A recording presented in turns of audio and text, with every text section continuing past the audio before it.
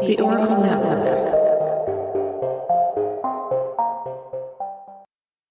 We have an active shooter. We have an active shooter inside the warehouse.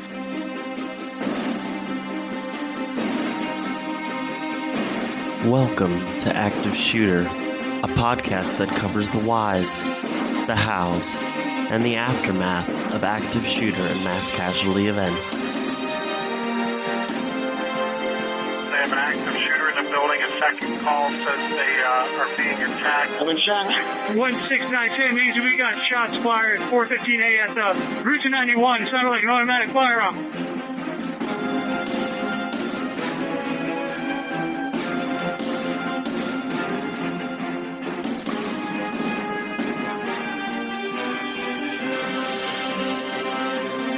Active shooter, reports of an active shooter in mass casualty incidents.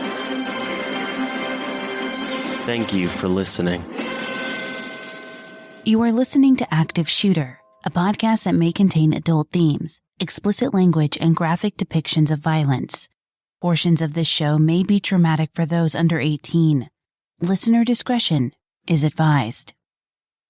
The other story developing as we come on tonight, the deadly shooting rampage and what we've just learned about the gunman who walked into an office building in Cincinnati and opened fire, several dead. Tonight, his arsenal now revealed. The chaos unfolding in busy downtown Cincinnati just as many were starting the day. Multiple shooting victims. We have a active shooter. It's startling to contrast how little and how much can change in the space of 5 minutes. For most, the first 5 to 10 minutes of a workday is spent settling in, making a cup of coffee, or chatting up coworkers. You never expect those unimportant, mundane, early morning minutes will be anything profound. Yet, as we have discovered through covering so many shooting stories, it's those seemingly insignificant moments that oftentimes are the most life-changing. In today's case, 3 people's lives were cut short. They were caught completely unaware of the madman whose reckless decision-making would bring an end to their life. In the span of just under 5 minutes, today's shooter caused pandemonium when he wielded a fully loaded weapon and shot with precision, injuring at least 2 others, beyond the 3 lives he deprived of the chance to exist. Active Shooter, the podcast, is a High Five Holly production, and I'm your host, JT. If you've listened to our prior episodes, you know that the Active Shooter podcast team has taken the No Notoriety pledge, and we will not be sharing the real name of the shooters that we cover. We will be giving the shooters a pseudonym and refer to them by that name throughout the episode. This will help in clearing up any confusion in the story, while remaining true to our pledge and not naming the shooter by their actual name. We will refer to today's shooter as Aaron.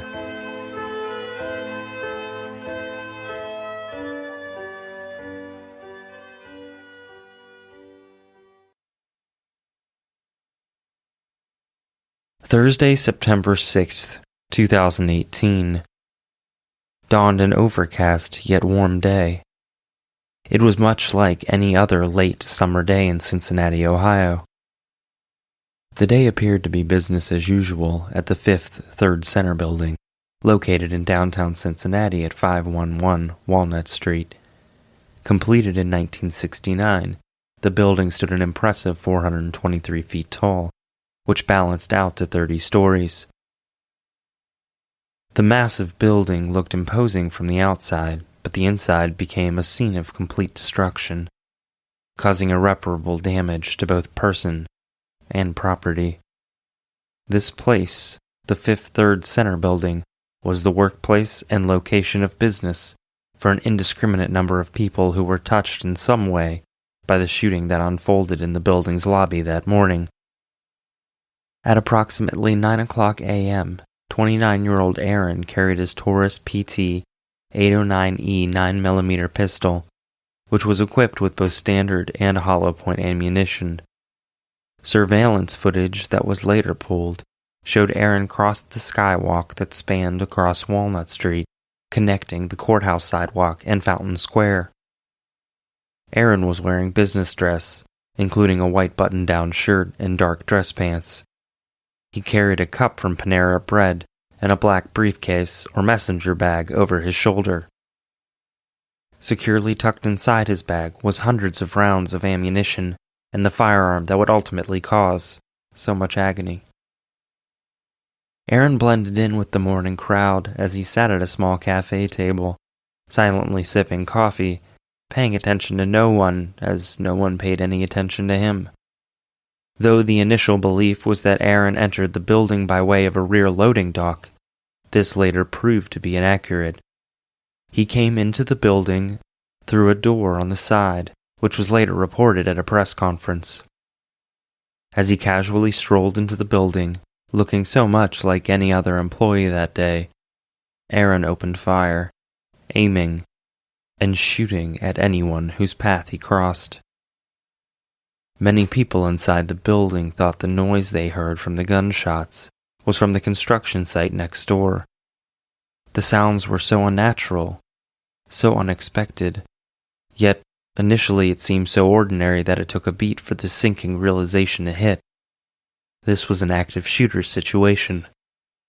I have some people running up to me saying that there's a shooter at Fifth Third. Copy. Do you have that address? I do not. It's just on the square. I copy. I have a shots run for... Affirmative. I have a shots run 511 Walnut Street at the Du Bois building. Report of shots fired inside of the building.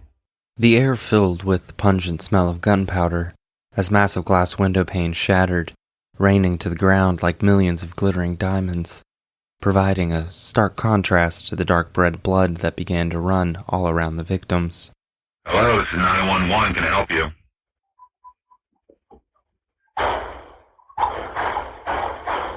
This is an active shooter situation in the Fifth Third Bank building downtown. What's going on? There's a shooter. Where? Fifth Third Bank. Which Fifth Third? The main building downtown.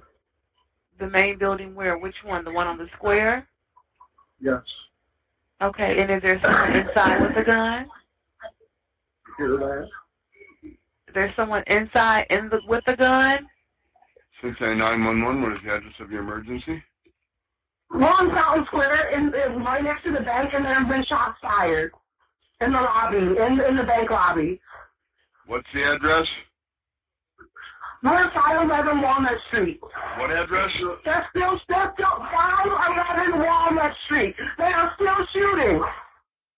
Brian Sarver had a meeting at the Fifth Third Center that morning. He was meeting a supervisor, Richard Newcomer, a.k.a. Rick, from the Gilbane Building Company. The men were consulting about a renovation project for the lobby of the Fifth Third Center's building. When Brian heard a popping noise, he knew straight away what it was. He spent his entire life around guns and knew what gunfire sounded like. Despite his swift realization of what was transpiring, Brian was the first shooting victim. Aware that he was hit, but unsure of precisely where, Brian didn't hesitate. He dove headfirst into a stairwell, sliding down the stairs on his stomach. The fall caused Brian's ID badge to slip off his person, which is significant because as soon as he landed to the bottom of the stairwell, the terror dawned on Brian that he was locked in the stairs. His ID badge was the only means of exiting the area that began to feel like it was closing in. He heard someone, Rick, enter the stairwell. He too had been shot and was likely running on sheer adrenaline. But most importantly, he had Brian's ID, which allowed the men to escape the stairwell without further incident. Once out, they shouted for help and promptly gave into the pain from their injuries. I was the first one shot, so I heard a loud pop. I knew it was a gunshot, and he shot me in the low back.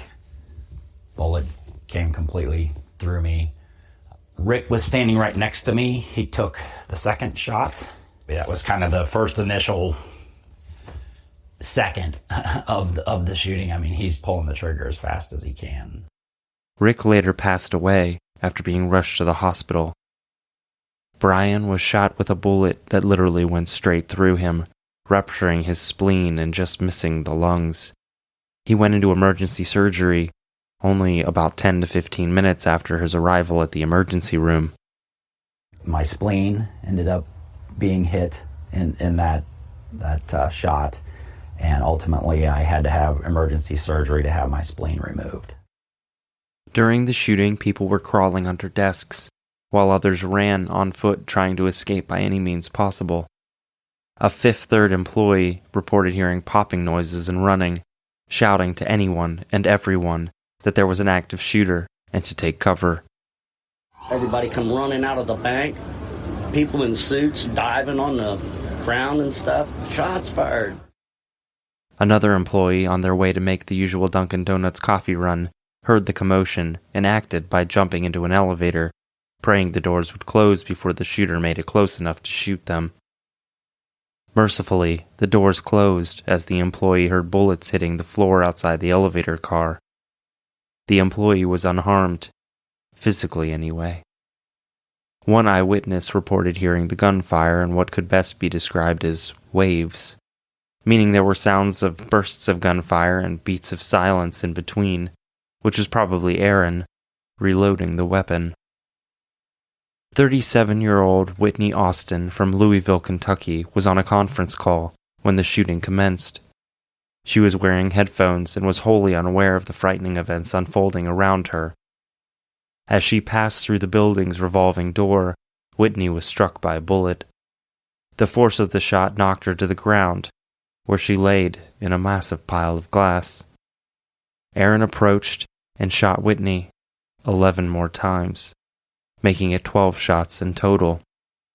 I thought, these are bullets. There's no other explanation for what has just struck my body. And this is a mass shooting because there's no other explanation for me being shot multiple times in my workplace. That's the life we live. That's what this is. Knowing she could, and likely would, die, Whitney realized she needed to live. She couldn't leave her husband and children behind. They needed her. In that moment, it was extremely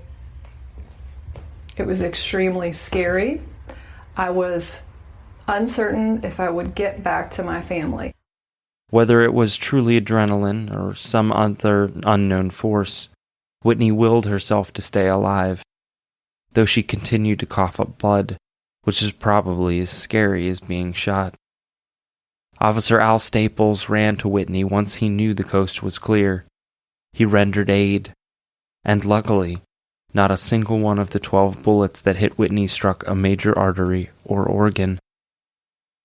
She suffered a broken arm. It was broken in multiple places, and other injuries to her shoulder. You can see my scars over here. A bulk of the damage was done to my right arm. Once she was placed into the ambulance, Whitney asked to call her husband. Police officers happened to be nearby, so the response time was expeditious. Several people that managed to escape the building ran into police outside, altering them to the shooting taking place inside. Officers instantly took cover between windows that looked into and out of the building.